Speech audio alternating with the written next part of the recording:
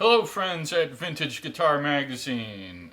Today I'm here to talk to you about something magical that happens sometimes when you get a new guitar. Sometimes you get a new guitar, you pick it up, and all of a sudden you got a lick coming out of it.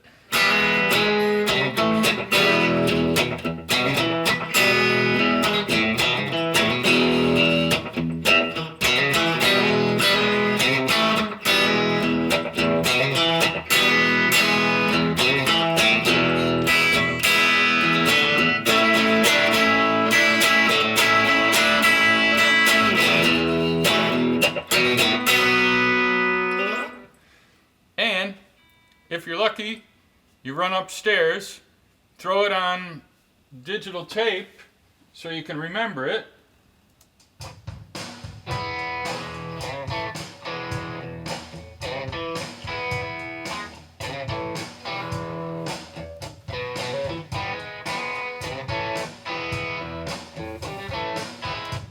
And if you're really lucky, you hold on to that tape and send it to your friend who finishes the song for you, like Sarah Borges did for me, and then that guitar track that came from the very first time you ever picked up your new guitar ends up on a record.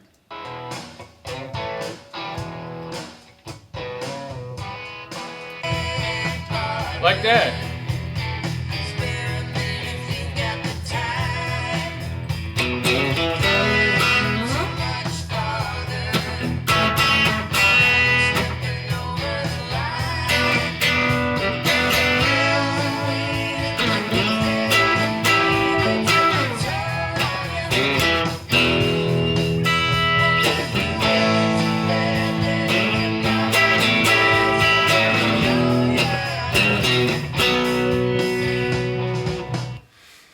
So, let me tell you about this guitar. There's a guy named Chris Swope who's in the Kansas City area. He makes the Swope guitars, and he makes some pretty fancy instruments. He used to work at Sadowski in New York City. He worked at Gibson Custom. Then he branched off on his own and started the Swope company. Ron Wood plays the Swope with the Rolling Stones, and a couple of years back, he announced that he was going to do a new model called the Biscayne. For you auto enthusiasts, you know that the Biscayne was the most basic model Chevrolet.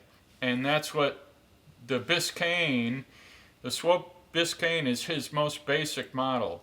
It's chambered, it's hollow, it has a masonite top and back, and it has what he refers to as a universal pickup mount. This whole area under here is all routed open so you could put any combination of pickups in this heavily chambered body.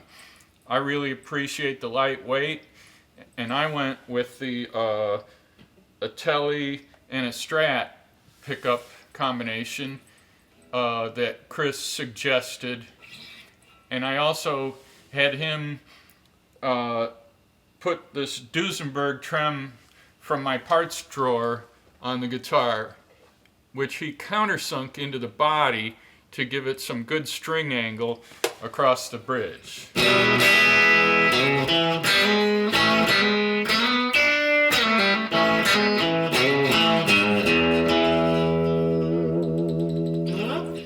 And my tracks on the Sarah Borges record were all recorded here at home through my home pedal board, which has a 1980 big box MXR analog delay, and usually end up using either the Dr. Z Carmen Gia or this rehoused Fender Pro Junior over here through a Universal Audio aux box, which gets me onto tape.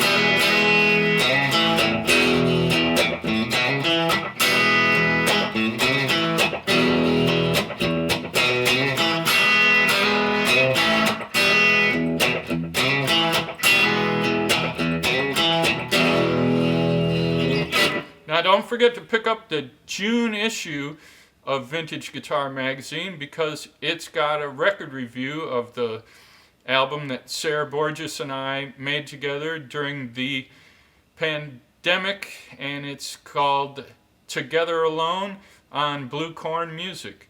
I hope you enjoy it, and I hope you get a good song out of your next new guitar too. Thanks a lot.